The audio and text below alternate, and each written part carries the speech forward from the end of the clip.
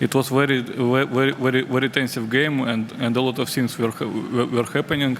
I think I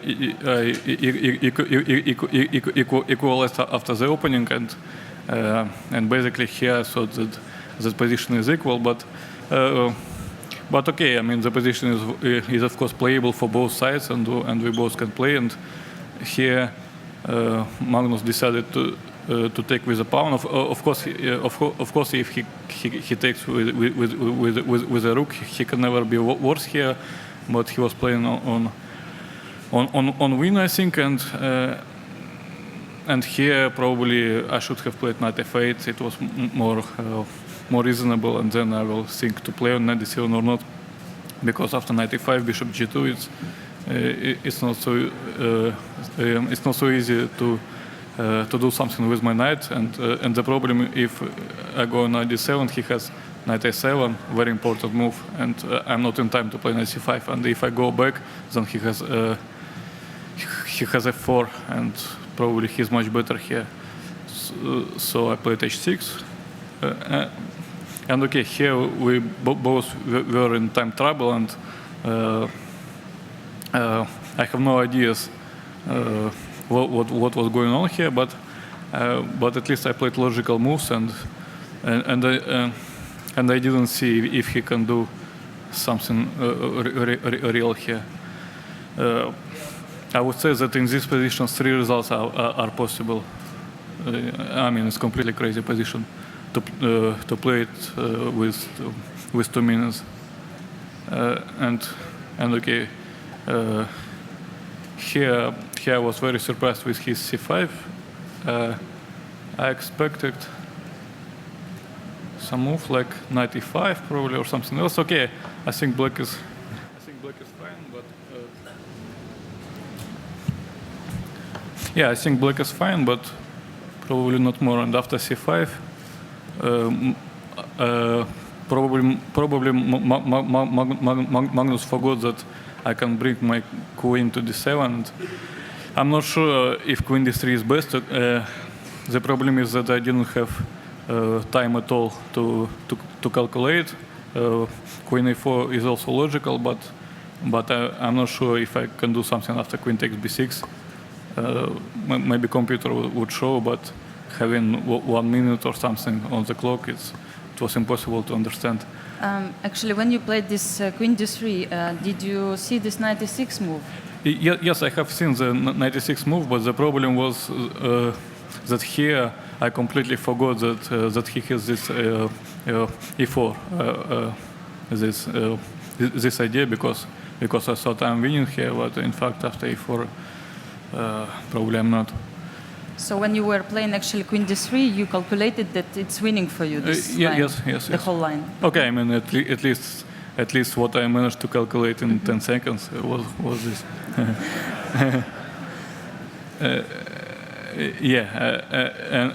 And okay, I played queen d7, which is I think a good move, and here he has a big choice. He can go queen g6 check, and then after king h8, he has also different moves like e5 or f5.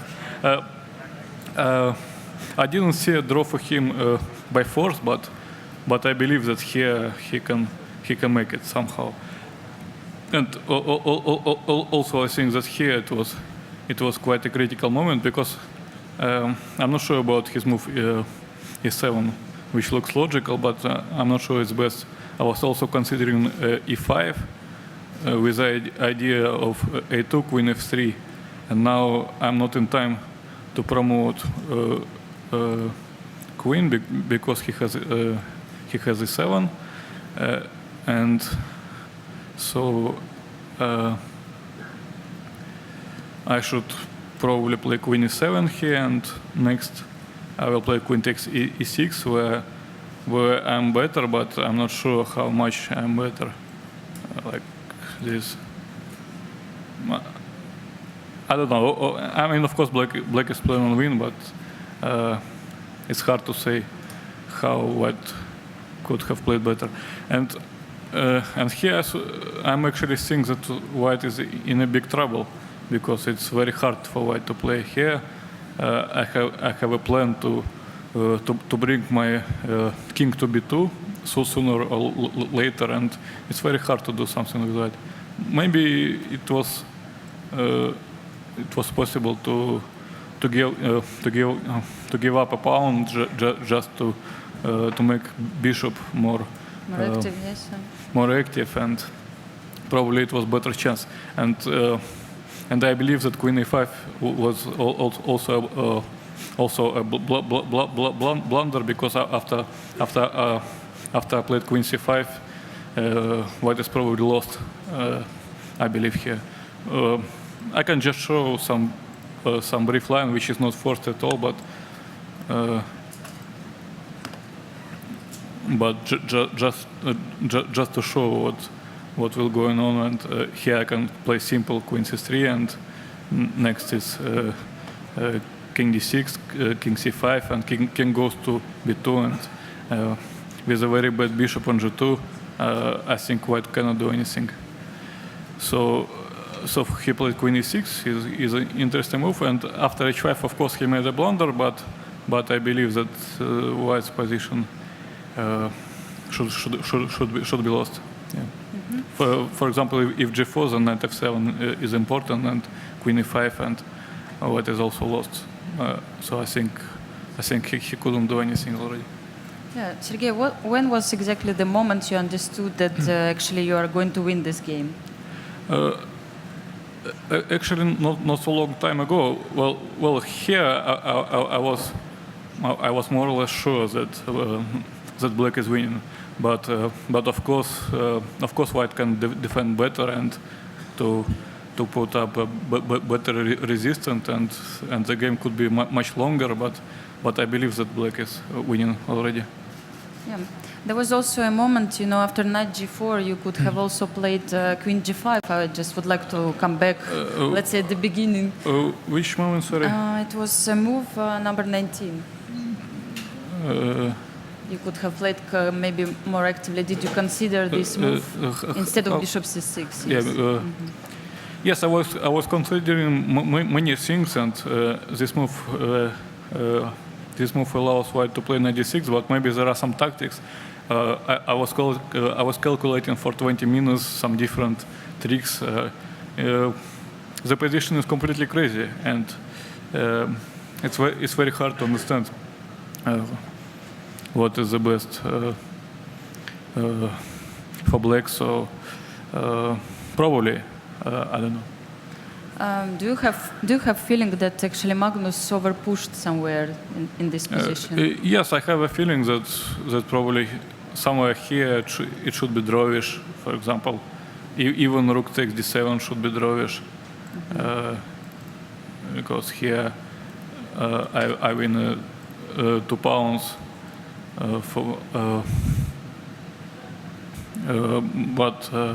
But I think the position is around equal. For example, bishop f1, and I believe it will be some perpetual here. Mm-hmm. Okay, so do we have questions to Sergey at the moment? Okay. Anatol Wittuch, der Standard, Austria. Mr. Karjakin, was there a point in the game before the first time control where you maybe had the feeling that you might be losing the game? Did you feel in trouble at some point?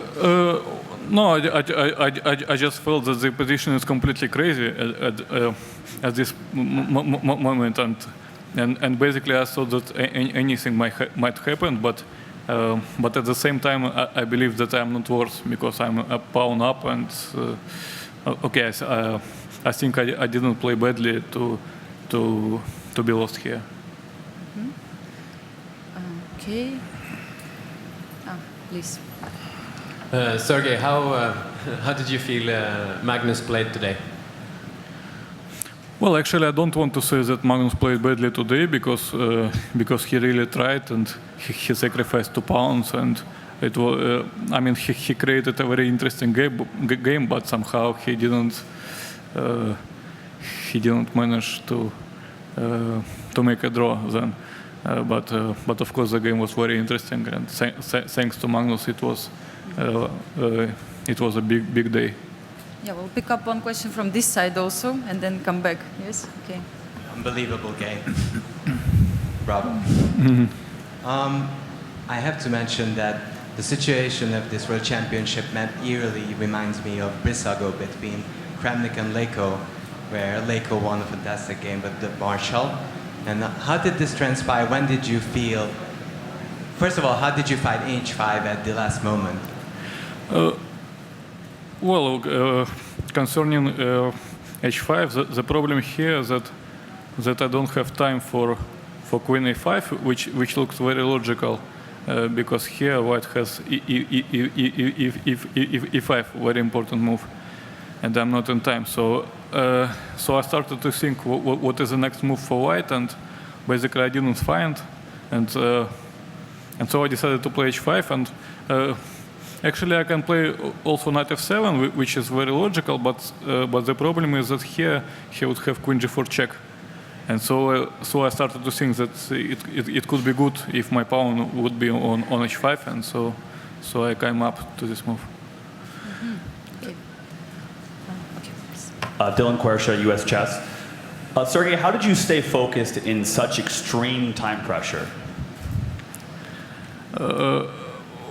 I mean, I was just playing. I was concentrating on a chess game, and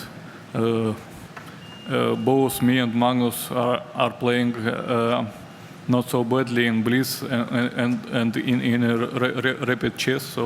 So we are used to such a pressure. But of course the pressure was high.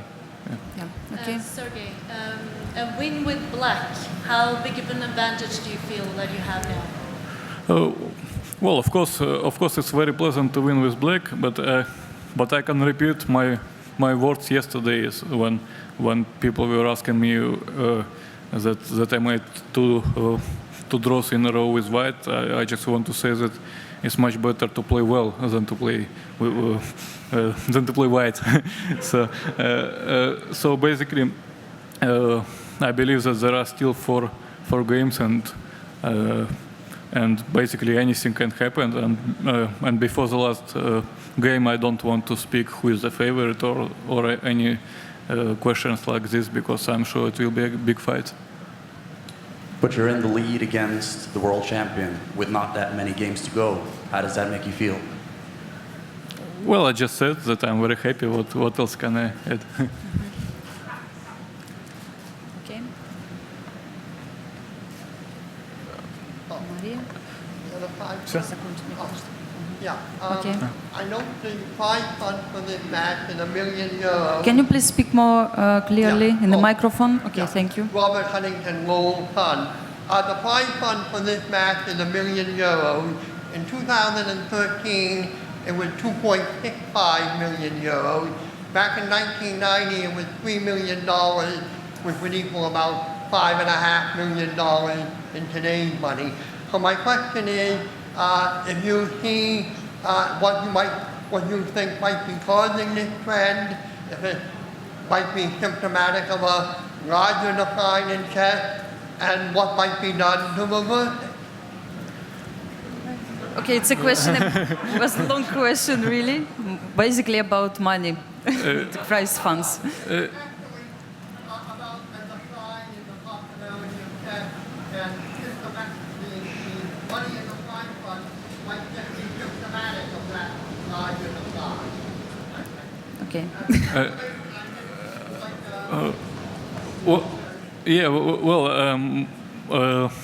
I think that my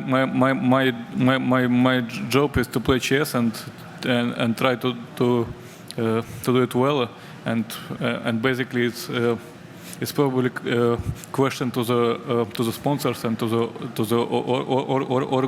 organizers, but not to me.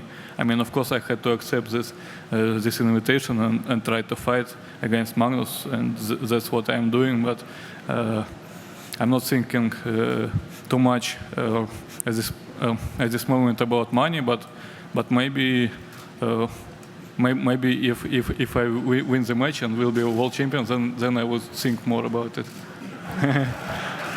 You also normally say that it's a question to your wife how she will spend Yeah, the yeah. money. Of course. Okay, can you pass to Mike? Sergey, it's common knowledge that Magnus tries to press down on the floor. It's common knowledge that Magnus tries to press a lot of equal positions into wins. Do you feel like you used that quality of his play against him today?